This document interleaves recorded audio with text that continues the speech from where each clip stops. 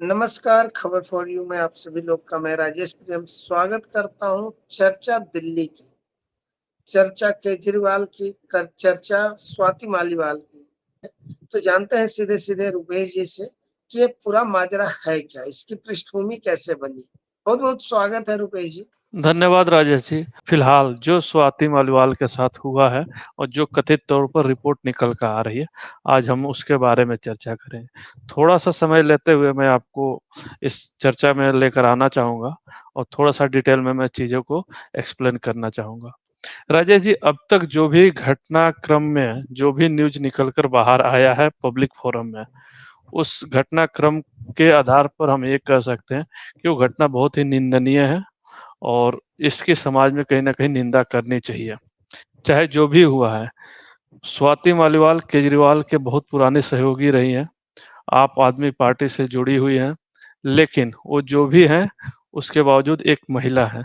तो सबसे पहले यहाँ पर जो भी न्यूज़ आ रहा है, उसको हम एक महिला होने के एंगल से जोड़ते हैं। उसको जोड़ेंगे और समझने की कोशिश करेंगे। मीडिया में बहुत तरीके के इसका एनालिसिस चल रहा है। कई लोग बोल रहे हैं कि ये केजरीवाल और उनका पर्सनल है या आम आदमी पार्टी का ये पर्सनल मैटर है, इसको कहीं न कहीं पब्लिक में नहीं आना चाहिए, इस टाइप से। और सबसे मुझे ताज्जुब होती है, जब देश के सबसे बड़े वकील कथित रूप से कपिल सिब्बल ये बताते हैं कि ये कहीं न कहीं ये पर्सनल मैटर है, कोई बहुत बड़ा इश्यू नहीं है।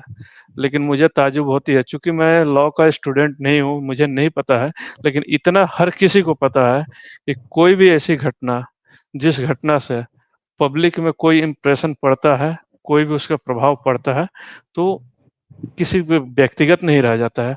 और यदि कोई घटना एक ऐसे व्यक्ति के साथ होता है, जो किसी कॉन्स्टिट्यूशन का पार्ट हो, वो रह चुकी हैं, पूर्व में दिल्ली महिला आयोग की अध्यक्ष रह चुकी हैं, वर्तमान में राज्यसभा की महिला सांसद हैं और कई सारे अन्य विभागों में भी उन्होंने काम कर रखा है। अगर उसके बाद से जो घटना हुई, वो दिल्ली के मुख्यमंत्री निवास के अंदर हुई और घटना का जो आरोप है, वो मुख्यमंत्री के पीए के ऊपर है।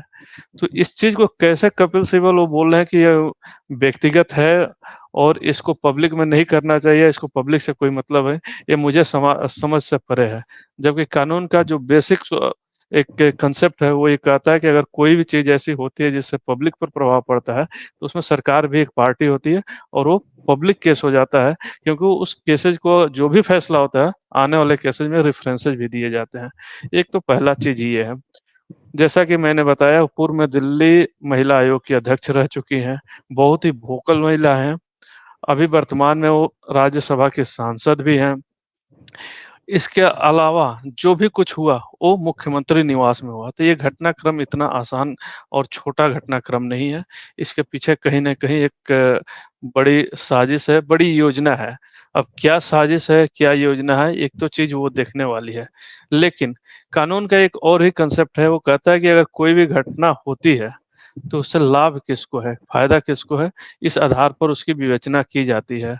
अगर ये पूरी जो घटना हुई है, इसमें किसको लाभ हो रहा है अगर हम देखें, तो ये अभी तक हमारे ऊपर को क्लियर नहीं है। अभी तक ये किसी को क्लियर नहीं हो पाया कि आखिर इस घटना को करने का पीछे का कारण क्या था? क्यों ऐसा कुछ हुआ? क्योंकि अभी 3 महीने पहले तक और इवन 1 हफ्ते पहले तक वो कई सारे कैंडिडेट्स का उन्होंने प्रचार भी किया है दिल्ली में और चुनाव के इस गरमा-गर्मी में उन्होंने भाग भी लिया है। दूसरा चीज़ ये आता है सर कि कहीं न कहीं ये चीज़ आरोप लगता है केजरीवाल के ऊपर कि केजरीवाल ने ही ऐसा उनको कराया है और कहीं न कहीं उनके ऊपर ये दबाव था कि वो राज्यसभा की सीट वैकेंट कर दें और वर्तमान में जो उनके वकील हैं अभिषेक मनु सिंघवी, जो कांग्रेस के लिए राज्यसभा से नामांकित हुए थे, लेकिन वो हार गए। तो वो सीट कहीं न कहीं उनको जो बेल मिला है और आने वाले दिन में उनको एज़ अ वकील सर्व करेंगे आम आदमी पार्टी को, तो कहीं न कहीं राज्यसभा का सीट उनको जाए। ऐसा बताया जा रहा है कि इसलिए इनके ऊपर प्रेशर था स्वाति मालीवाल के ऊपर कि उसको सीट को वैकेंट कर दें। ऐसा ये तथाकथित रूप से आरोप लग रहे हैं, हालाँकि इसकी कोई अभी पुष्टि नहीं हो सकी है।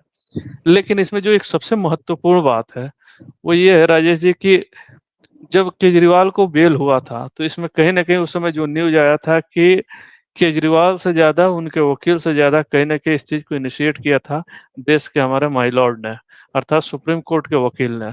उन्होंने अपना जो फैसला दिया, जिस आधार पर उनको इंटरिम बेल दी, उसमें एक लाइन लिखा हुआ था जो कि पब्लिक में भी है कि Kejriwal is not a serial offender.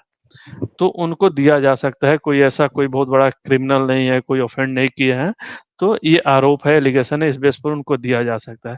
लेकिन उसके बाद अभी आकर के जो भी कुछ हुआ, अगर ये चीज केजरीवाल के ऊपर जाता है तो सुप्रीम कोर्ट इसको कैसे डील करेगी, या तो सुप्रीम कोर्ट जाने या तो न्यायाधीश महोदय जाने।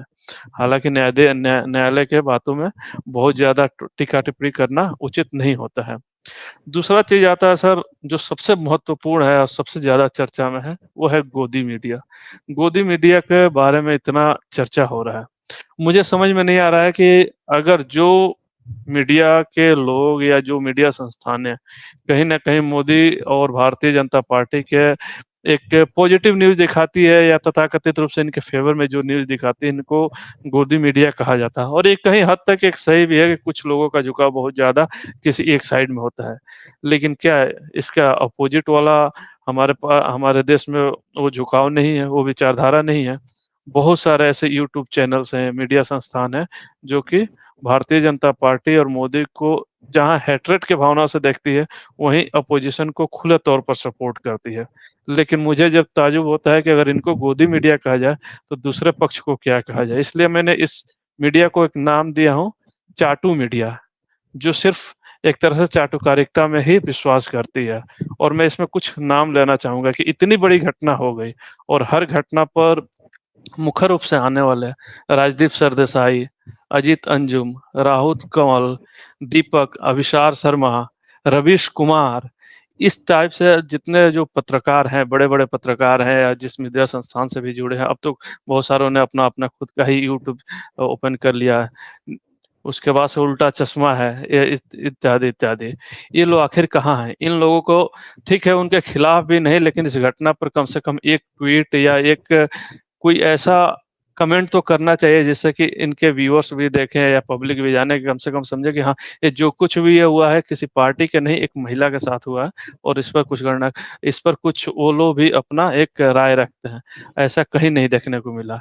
जबकि यही मणिपुर हुआ या उत्तर प्रदेश में कोई घटना होती है, तो इन लोगों का सबसे मुखर रूप से रहता है और यहाँ तक इन लोगों का जो ट्वीट और न्यूज़ आर्टिकल्स होते हैं, कहीं न कहीं विदेशों में भी लिखा जाता है, वहाँ भी प्रचारित-प्रसारित किया जाता है।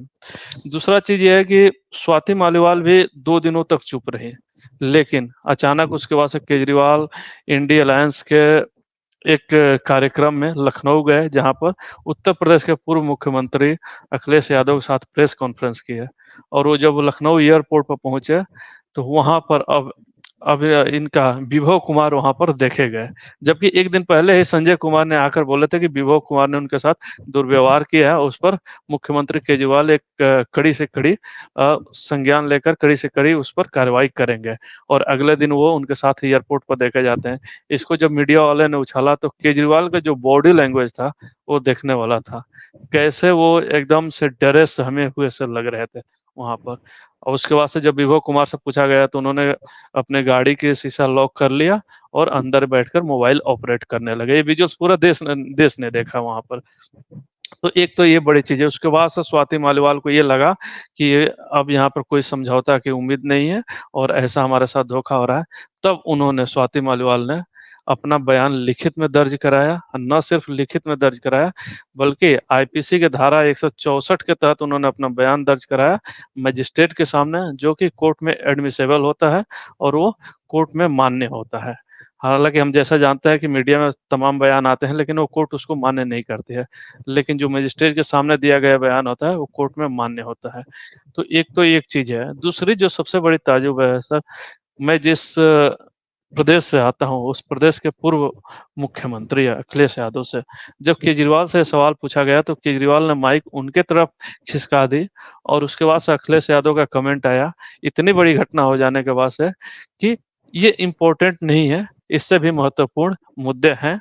और मुद्दे उनके पास क्या थे, उन्होंने बड़ा-सा एक कागज़ निकाला, फिर कागज़ को देखा और मोड़ करके अपने पॉकेट में रख लिया। मुद्दे भी क्या थे, वो भी नहीं बता पाए, लेकिन स्वाति मालीवाल का इंसिडेंट इतना बड़ा नहीं था, ये ज़रूर उन्होंने बोल दिया। दूसरा चीज़ ये आता है सर, प्रश्न कि क्या जनता का इस पर क्या रिएक्शन है? ये जो भी घटनाक्रम हुआ उस पर जनता का क्या रिएक्शन है। तो जनता का रिएक्शन तो मिली-जुली रिएक्शन है, खासकर अगर दिल्ली की बात करें तो।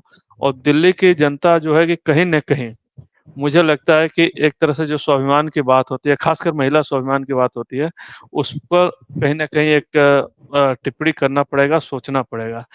क्या ये महिलाएँ सिर्फ़ अगर कुछ चंद पैसे के लिए फ्री मिल जा रहा है बिजली या पानी या बस में घूमने को मिल जा रहा है, उसके बाद से एक पार्टी और जिसके मुख्यमंत्री इतने ईमानदार होने का दावा करते हैं, उनके शीश महल में, उनके अधिकृत रूप से उनके जो रेजिडेंस है, वहाँ पर ये घटना हो गया और अभी तक उन्होंने कोई कमेंट अभी तक नहीं कर पाए हैं। जो भी कुछ हुआ, उसमें कहीं ऐसा नहीं लगता है कि एक मुख्यमंत्री के निवास में ऐसा हुआ है, जबकि ऐसा ये लग रहा है जैसे किसी का एक तरह से गुंडे मवाली करते हैं। हालाँकि उनको गुंडे मवाली क्योंकि उन पर डायरेक्ट आरोप नहीं है, तो ये कहना उचित नहीं है। लेकिन ये कुछ जो भी कुछ ऐसा हुआ, ये कहीं न कहीं एक गुंडे मवाली की तरह हुआ और इस पे कहीं न कहीं महिलाओं को भी सोचना चाहिए कि क्या उनको कुछ चीज़ें अगर फ्री मिल जाती है, इसके लिए उनके स्वाभिमान के साथ भी समझौता किया जा सकता है। क्योंकि स्वाति मलिवाल कहीं न कहीं दिल्ली महिला आयोग की अध्यक्ष रही हैं और वो महिलाओं को रिप्रेज़ेंट करती हैं, इतनी वोकल हैं। उनका क्या विचारधारा है, उनका क्या पूर्व में स्टेटमेंट्स रहे हैं, ये एक अलग चीज़ है। लेकिन वर्तमान में जो भी कुछ हुआ, उसको एक महिला होने की नज़र से देखनी चाहिए। राजेश जी, अगर मैं पूरी घटना का विश्लेषण करूँ और समझूँ, तो मैं ये पाता हूँ कि जो भी कुछ हुआ है, वो अच्छा नहीं हुआ है और ऐसा नहीं होना चाहिए। दूसरा चीज़ जो अभी लेटेस्ट न्यूज़ मिला है, मैं थोड़ा-सा लाइटर नोट पर चूँकि इतना सीरियस बात तब से हो रही है, मैं बताना चाहूँगा कि राघव चड्ढा अभी वापस आने वाले हैं और उनका भी केजरीवाल के साथ वो मिलने वाले हैं, शीश महल में जाने वाले हैं। तो कई सारे मीम्स भी ऐसे आ रहे हैं कि क्या वो भी लड़खड़ाते हुए निकलेंगे वहाँ से या सही सलामत निकलेंगे। एक तो ये मीम्स आ रही है। दूसरा ये है कि जो अभी हमारे पास ब्रेकिंग न्यूज़ आया हुआ है और कुछ वहाँ से ऑफ़िस के का सूचना मुझे मिली है, वो ये है कि विभव कुमार अग्रिम ज़मानत के लिए कहीं न कहीं कोर्ट जाने वाले हैं, उनको अग्रिम ज़मानत मिल जाए। लेकिन उसके बाद से जो अभी लेटेस्ट न्यूज़ आया है, वो ये आया है कि कहीं न कहीं विभव कुमार को शायद दिल्ली पुलिस ने गिरफ्तार कर लिया है। जी, राजेश जी। बहुत-बहुत धन्यवाद इस पूरी चर्चा के लिए और देखिए इस घटना में आगे क्या होता है, क्योंकि पूरा देश देख रहा है। इस घटना जी, में आगे बिल्कुल। क्या होता है उस पर भी हम लोग निगाह रखेंगे। बहुत-बहुत आभार।